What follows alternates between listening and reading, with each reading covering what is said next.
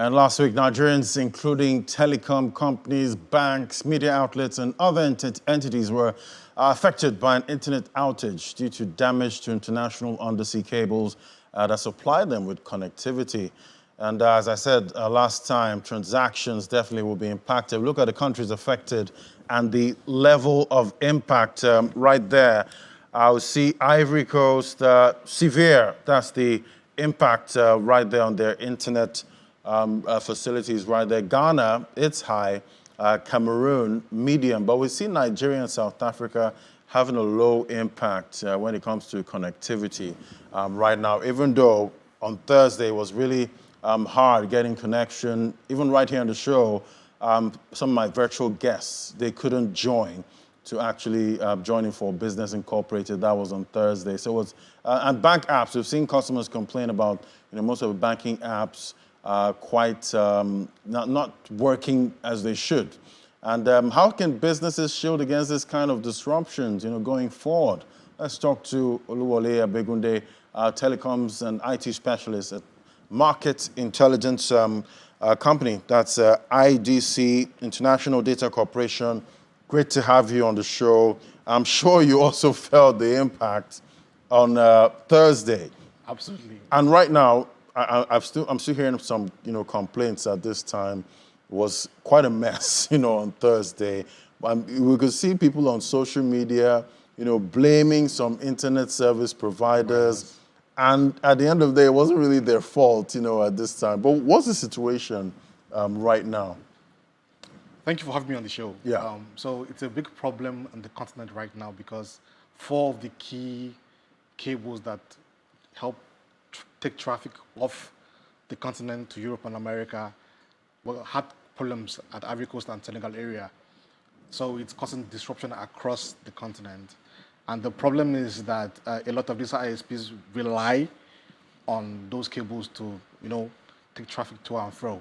So what is happening now is that a lot of the providers are trying to look for redundancy in other cables where they can pass on traffic to ensure that normal services continue for consumers and businesses alike. So for the bank customers, for the telecom customers, what they are trying to do, the service providers now are trying to look for where to put the traffic to. It's like what happened Third Mainland Bridge when it was shut down. We had to look for alternative routes through Ikorodu Road to go to VI. It's the same thing happening right now. And it will happen until the pipelines are fixed. And now, talking about those cables, being fixed at this time, last information I got take about a couple of weeks. About 5 weeks? About 5 weeks. That's a long time. And this is a time, where we see most countries in Africa actually going to the polls. This will definitely have a huge impact on democracy, at the end of the day. So, paint a picture for me. We know these companies have to fix this issue, but there's definitely a cost. Absolutely. And it looks like it's going to be really expensive. How are you seeing it? Okay, so a couple of things are going to fixing these cables because they're on the sea. And the damage I'm hearing happens around 3 kilometers away from the shoreline, so it's quite deep into the sea. So you need special vessels that can go there and they come at a cost, as you have said, to go there to identify the problems, fix the problem, test if it has been corrected before normal service can resume. So it will take a while. But like I said, most of the providers, I'm sure right now, are looking for redundancy across the continent where they can push traffic to so that you and I, businesses, bankers, can have service restored. It won't be like it was before because what you're essentially doing is moving traffic from somewhere else to somewhere else, and it will take time. There's latency involved in that transaction. So until 5 weeks, 6 weeks time when all service returns to normal, I don't expect everything to go back to normal until then. When last did this kind of thing happen? Where we had an undersea cable cut, and how long did it take, if it happened, how long did it take to fix? It takes about the same period. Normally, there are about 500 cables across the world, undersea cables, and on an annual basis, we have about 100 cuts per year. So which means for a 52 weeks calendar, about 2 cuts per week. In fact, 24th February in Egypt, there were 3 cuts there. So it's a normal occurrence in the industry. The key thing is service providers having redundancy to be able to pass on traffic to. If it was just one cable that had problems in the region, we won't have this much negative effect on the economy, on consumers, on businesses. But now in West Africa, there are 4. And that's why the problem is. So for countries like Togo, Liberia, that have just one cable that passes traffic into their country, that's why you see on the slide, they are severely impacted. Nigeria has about 6 cables that go into the country, 4 are down, so we can have 2 to go on redundancy. So those are the challenges that we have across different countries in the continent. Right, and you and I were speaking earlier about, I asked you a question, might sound silly, to some people. I was asking you if Nigeria, imports that's Africa as a continent, if we import the internet, how much reliance or how independent are we, when it comes to, internet at this time? Paint that picture, for me. How are we doing really? Because when you see cuts like these actually happen, it goes really deep. We're talking about is impacting politics, at this time. It's impacting the banks. So trade is going to be severely, commerce, entertainment, commerce and everything at this time. So talk to me about how much Africa, how independent Africa is, at this time when it comes to internet infrastructure. Currently, we are like a consumer of the internet. The internet is, for lack of better words, connection of public computers together to share information between themselves. So there are a couple of stakeholders that stack up in that ecosystem that make the internet work. There are people that are in charge of the connectivity, the cable talking about, the ISPs, people that are in charge of the protocols for the website domains, IP. So Africa plays majorly in the regulatory area in our region, our NCC, for example, ITU at the global level, and the service providers that provide connectivity. Let me give you an example. We're in Channels TV right now. So I want to watch this stream on YouTube. How do I go about that? How do I use a mobile phone, smart TV, or a console, a smartwatch? Which of that do we produce in Africa? None. If I get the smartphone, I need a browser, right? Maybe use your Safari, your Google Chrome, your Microsoft Edge. Which of that is being in Africa? None. Where are they hosted? Probably not in Africa. So the only place where we play is in the connectivity and in the content. And right now we have a problem with the connectivity because the cables have been cut. So somebody who lives in America or in the UK has a higher chance of even seeing the content that you and I create than we who live here because we don't play at the top level of the ecosystem. So what we can do is to develop talent, create capacity such that we can play at that level, such that nobody's really independent because it's interconnected. But the problem is that we are not playing at the highest level in terms of... So it boils down to level of independence. Yes, and control. And control. Yes. So at this point, what can we do to gain some level of independence, a higher level of independence when it comes to, internet infrastructure? Keep building capacity. That's what we can do at a national level, at a corporate level, at the individual level. Because at the end of the day, skills matter a lot. The engineers who are controlling TCP/IP protocols are human beings. They get education from somewhere. Do we have that level of education here?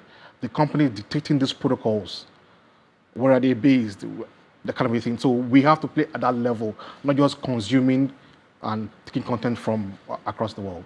All right, definitely you must have a backup plan, at the end of the day.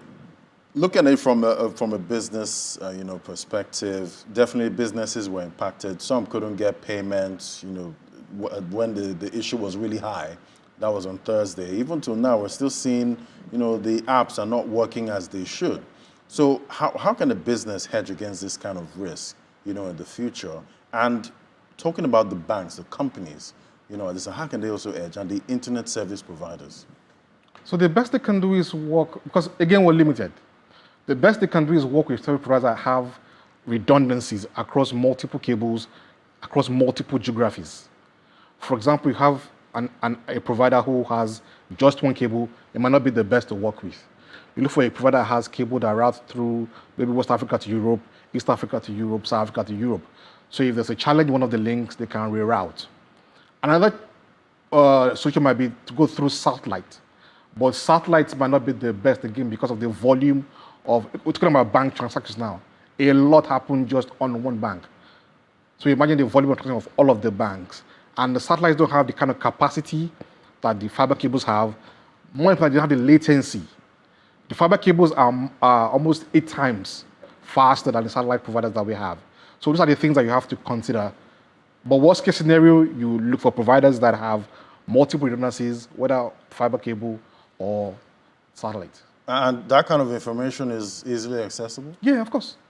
When you're signing your SLAs with your provider, you have to, in fact, it's a marketing strategy for them. Yes, we can, if there's a problem here, we can route you through here, here, and here. If there's a problem here, we can route you here, here, here. Right. So those things are things that the CIOs or the IT guys of the companies, the end user now, the banks, the telcos, the media houses need to find out before they sign these agreements with your ISPs for connectivity quality. Right. But these are quite interesting times. We're seeing the chip technology battle between the US, and China at this time. Talk to me about what Africa, should be doing at this time, because at the end of the day, we're seeing a lot of geopolitical tension, and a time might come where one of these continents can just say, you know what, Africa, we're yanking you off, this data service. If you do this or do that. How can Africa get to a level where we do not have to rely so much, on or being that much of a consumer, when it comes to the play in the internet and the level that we're playing on right now? It goes back to what I said earlier, capacity building. The Chinese are... How expensive is capacity building? Quite expensive depending on what you want to build, at a national level and at an individual level. So the Chinese as a community, as a nation, have an agenda to be independent of a lot of the world powers. They want to be a world power themselves. So they are aggressively investing in education from the top to the bottom. We have to have the same plan. No nation can grow without education. IT is becoming, we're in the 4th industrial revolution right now, and IT is becoming a key weapon for global supremacy. So if Africa wants to play a role, Nigeria, Ghana, Kenya, South Africa wants to play a role, we have to invest in educating our people, which means our educational systems from the primary, secondary, tertiary have to be places where we go and impact knowledge. Not just things that happened in the past, but things that will happen in the future. That's what the Chinese are doing. That is what we have to do. That's what America did. The best school in the world today are where? In the US. There's a reason for that. Because they saw the future. If you can't educate the mind and change the way somebody thinks, you can't have power.